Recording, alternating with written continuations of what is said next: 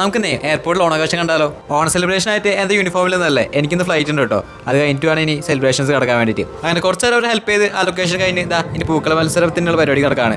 ഇവനാണ് എൻ്റെ assistant, sorry അവൻ്റെ അസിസ്റ്റന്റ് ഞാൻ. അതിനിടയിൽ ഞാൻ ഡ്രസ്സൊന്നും ചേഞ്ച് ചെയ്തേ. ഇതാണ് ഞങ്ങളുടെ ടീം. ഞങ്ങൾ 3 പേര് മാത്രം കേട്ടോ. ഞങ്ങളൊരു വലിയ ടീമാണ്. ബട്ട് എല്ലാവരും ഇപ്പോൾ ഓരോ ലൊക്കേഷൻസിലാണ്. നിങ്ങൾക്കറിയാലോ, സെലിബ്രേഷൻ ആണെന്ന് വിചാരിച്ചിട്ട് ഞങ്ങൾക്ക് ഡ്യൂട്ടിയിൽ ഒരു കോംപ്രമൈസ് ഉണ്ടാവില്ല. ഫ്ലൈറ്റ്സ് എല്ലാം ഓൺ ടൈം തന്നെ പറഞ്ഞയക്കണം.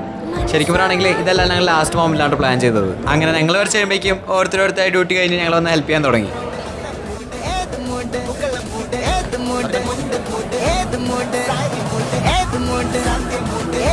അങ്ങനെ നീണ്ട 3 മണിക്കൂർ പരിശ്രമത്തിന് ശേഷം ഞങ്ങളുടെ പൂക്കളം ഈ പരുവത്തിലായി. ഞങ്ങളുടെ പൂക്കളം എങ്ങനെയുണ്ട് കമന്റ് ചെയ്യണേ.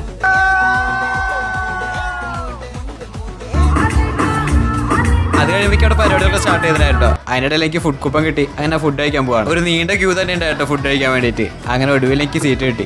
ഇന്ന് ഞാനൊരു സത്യം മനസ്സിലാക്കി. എന്ത്? ജീവിതത്തിൽ ഒരിക്കലും മറ്റൊരു പരിപാടി ഉണ്ട്. എന്ത് പരിപാടി? ഈ പരിപാടി ഊണൊഴിക്കല്. അങ്ങനെ 2 വട്ടം പായസം കൂട്ടി നല്ലൊരു സത്യാഗത്താക്കി. പിന്നെ കുറച്ചു നേരം പ്രോഗ്രാംസ് ഒക്കെ കാണായിരുന്നു.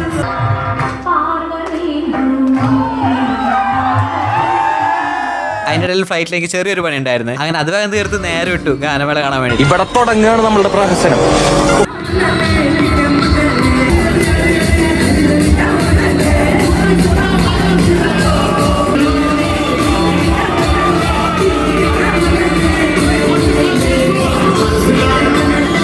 അങ്ങനെ പരിപാടികളൊക്കെ കഴിഞ്ഞ് ഞാൻ വീട്ടിൽ പോവാണ്. അപ്പോൾ ഞങ്ങളുടെ എയർപോർട്ട് ഓണാഘോഷം എങ്ങനെയുണ്ട്? പൊളിയല്ലേ?